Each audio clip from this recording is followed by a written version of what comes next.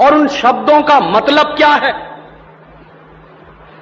जन गण मन अधिनायक जय हे, हिंदुस्तान की जनता के मनों के अधिनायक तुम्हारी जय हो,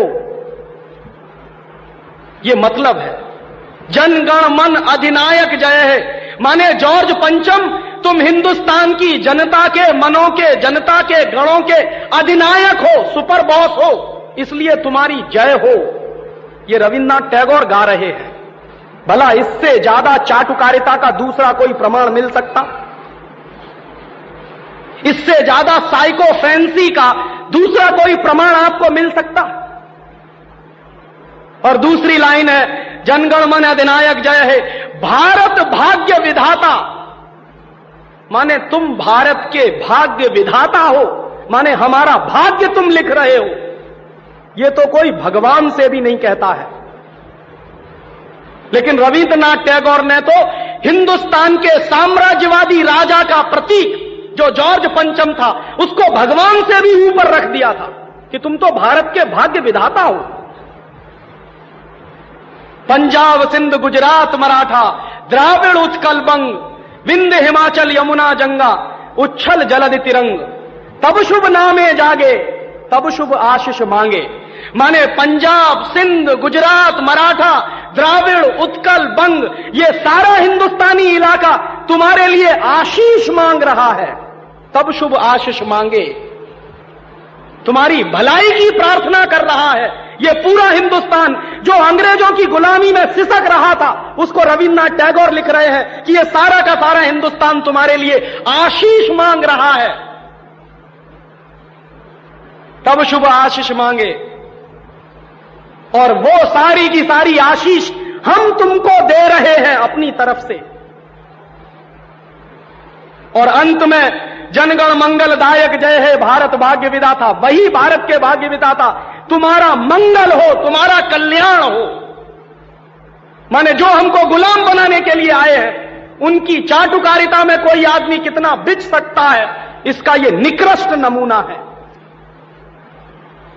और अंत में वो कह रहे हैं कि जय है जय है जय है, माने तुम्हारी ही जय है, तुम्हारी ही जय है, तुम्हारी ही जय है।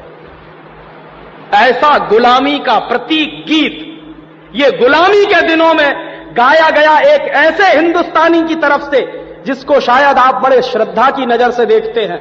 और ये गीत जब गा दिया था उन्होंने और चरणों में बिछ गए थे रविन्द्रनाथ टैगोर, तब अंग्रेजों ने उनको नोबेल प्राइज दिलवा दिया था पुरस्कार के रूप में।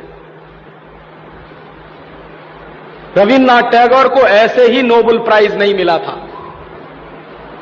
अंग्रेजों ने कुछ नियम बनाए थे, कुछ परंपराएं बनाई थी। और अंग्रेजों के नियम क्या थे? जो अंग्रेजों की जितनी ज्यादा चाटुकारिता करे, जो अंग्रेजों के जितने ज्यादा पैर चाटे, उसी को अंग्रेजी सरकार राय बहादुर का खिताब देती थी। उसी को अंग्रेजी सरकार हिंदुस्तान में और इंग्लैंड में नाइटहुड की पदवियां दिया करती थी। ऐसे ही लोगों को अंग्रेजों की तरफ से इनाम मिलते थे क्योंकि वो अंग्रेजों के चरण चाटते थे और हिंदुस्तान को गालियां देते थे। और ऐसे चरण चाटू लोग आपने नाम सुना है, हिंदुस्तान के राजाओं के दरबार में कुछ चारण और भाट हुआ करते थे। वो चारण और भाट क्या करते थे?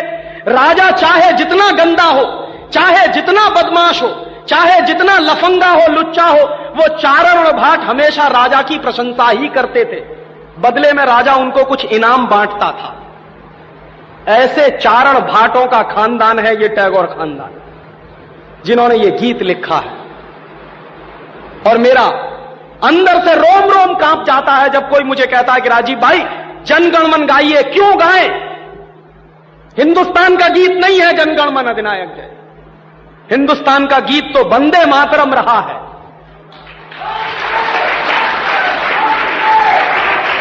और यह वंदे मातरम जैसा गीत जो हिंदुस्तान की आजादी की लड़ाई का प्रतीक था, जो हिंदुस्तान के लोगों में खून में जोश भरने का काम करता था, उस वंदे मातरम जैसे गीत को हिंदुस्तान में राष्ट्रीय गीत का दर्जा दिलवाने में 50 साल लग गया हमको, अब जाके हुआ है।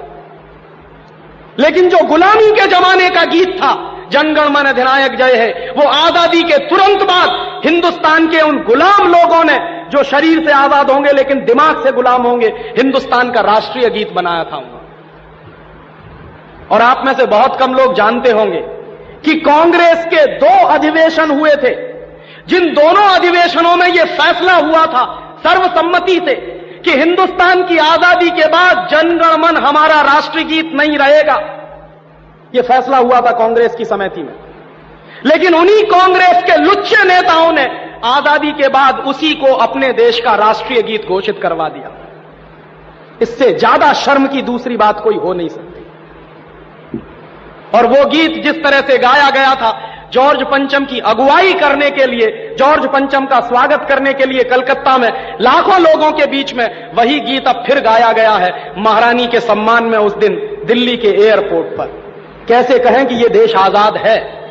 1911 में जो हमने सुना है वही तो आज हम हमारी आंखों के सामने देख रहे हैं। उस जमाने में चारण भाटों का काम टैगोर जैसे खानदान के लोग करते थे। आज भी चारण भाटों की कमी नहीं है जो रात दिन महारानी के सम्मान में कविताएं लिख रहे हैं, लेख लिख रहे हैं। मैं तो पिछले 6 दिनों से अखबार पढ़ रहा हूं। इस देश में ऐसे लोगों की कमी नहीं है जो अंग्रेजों के समर्थन में, रानी के समर्थन में अपनी लेखनी घिसे चले जा रहे हैं, इसी उम्मीद में कि शायद फिर से अंग्रेजों की दया दृष्टि हो जाए तो हमको भी कोई नोबेल प्राइज मिल जाए या राय बहादुर का खिताब मिल जाए। ये देश के राष्ट्रीय अपमान का विषय है और इसलिए पिछले 1 हफ्ते से मैं बहुत दुखी हूं।